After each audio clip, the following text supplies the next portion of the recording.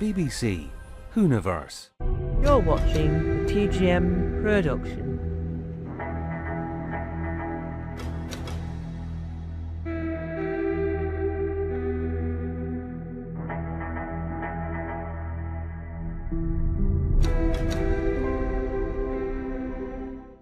Hello and welcome to something that I said I would never do again, but we're here doing it. One, because I only have less than, let's say less than 5 minutes. But that's your 5 minutes, not my 5 minutes. I mean, what I mean by that is that when I come to edit it, when I chop out the applaud, right, it'll already be a minute. So when I cut that out, it'll go down. So my 5 minutes right now is the actual 5 minutes of yours. Now, because of our lack of time to talk about the Doctor on holiday, which is what we're now calling this video, not Doctor on holiday, the Doctor on holiday, that means you'll see part 1 again.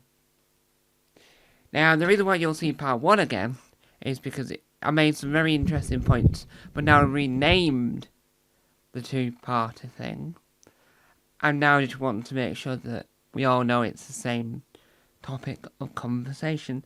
So, what I quite like about the Mission to Unknown is I quite like the fact that it's the reconstruction by the University of Central Lancashire is really good. I'm intrigued to see what the original's like, but I think that having a Doctor non-episode, I think is an interesting thing that we could sort of experiment in the next series. What I mean by that is if we have one episode where the Doctor's not there, so that we have the 8, but if we've got a really busy actor, we can fill in some gaps with them not in. So if we say commission 13 instead of 8, the Doctor's in a lot of them and the story arcs in some of them, but then we have one episode where it focuses on the story arc. So, here's what I would expect, right? So, you've got a villain. Let's say Drashik as our example. So, Drashik is our villain. We have a solo episode all about Drashik, where the Doctor's not there. The Doctor's not there full stop. The companion, no one related to the Doctor and the companion are there at all. But you just have Itchy Leg, but you just have the whole episode dedicated to Drashik. That means you're developing the villain part of the story, so that in the 13 episode run that we'll have, you get the first, 5, continuing the story between the Doctor, the companion, and then the main issue. Then you have episode 6 as the villain-only episode, and then you have the rest of the series with the Doctor and the companion to finish off the story. But it means that we develop the story more. I think that'll be an interesting, novel way of doing it, and more. I think it'll add to the sort of intrigue that it will bring. And I personally would love to see that, right? So the reason why you do it is because then you can develop the villain more. You can say, well, what's the villain's evil plan? You don't have to worry about any other plot lines doing the Doctor at that point. The plot line of the episode, you're mainly focusing on the villain of that arc. So it's the arc. So if we go back to stories, really, you have that arc. So Flux, for example, different parts of Flux. So you have it in a story element instead of a episode by episode, so that you can have that overall story arc and have that bit in the middle. I think that would work extremely well, and I think it'd be a lot more fun, right? I personally think that'd be really fun. It'd be exciting. It'd be intriguing. It'd be astounding. Yep. I just think it'd be worth it. It'd be worth experimenting with this. Give it a series. If it doesn't work, go revert back. But have a series where we experiment with that. Because I think that'd be fun. I think that'll be intriguing. And I think that the audience will grasp and clamp onto that going, yeah, I love that idea. I thought that was a tremendous experiment. And I think that that's what we'll will seal the deal, if you will, for the future of Doctor Who. I think that it'll add to the joy the show brings, and it'll add some elements that classic fans will remember and enjoy and think, they're adding more of a classic formatting to this. And who doesn't want more classic formatting added?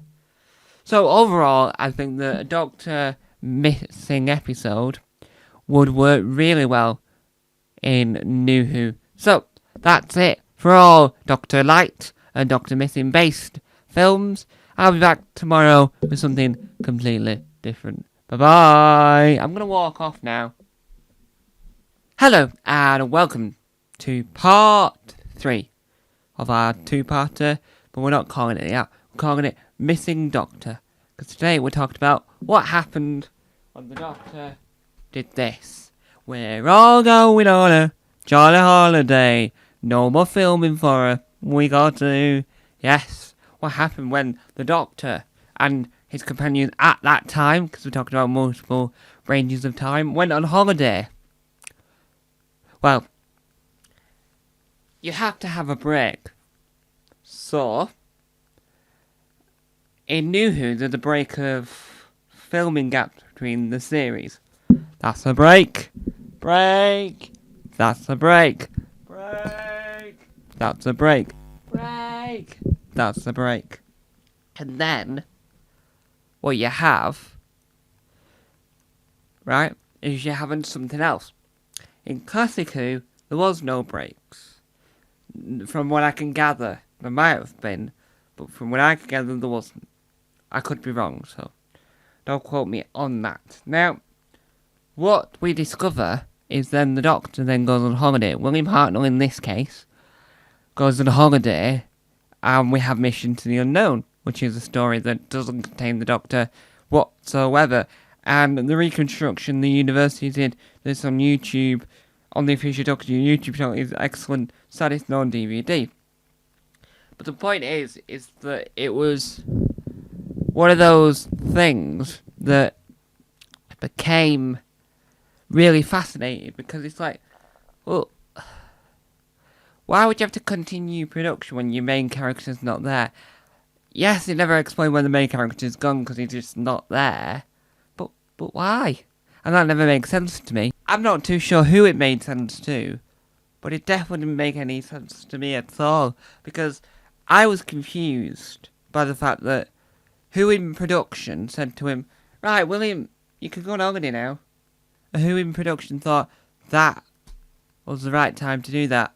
I don't know. It all confuses me in that sense.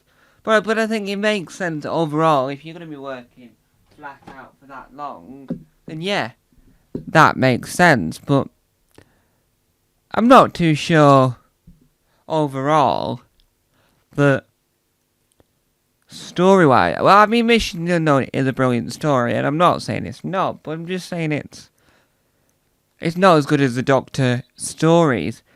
Now, New Who, as I've said, Doctor Light stories includes the Doctor very lightly, but in Classic Who, it's just like, no, we're not including him at all. We're getting rid of him. He's going, and he's gone. So I do think it's slightly strange in that sense, but you know what they say, each to their own, and it's all people's opinion and whatnot. But I personally think that the Doctor missing episodes just sort of don't work, but I can see why that needed to happen from a sort of actor point of view, but from a story point of view, I'm not too sure at all. So, this is the end. This is the end.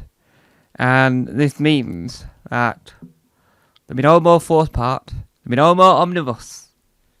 Because, obviously, I'm itchy, Mike. Obviously, we're naming them differently.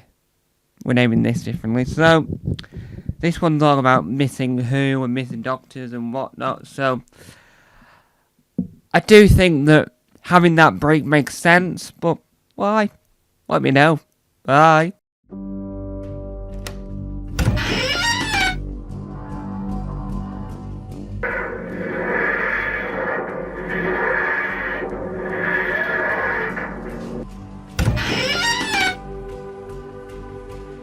Don't forget to subscribe to the official Tom Mason YouTube channel.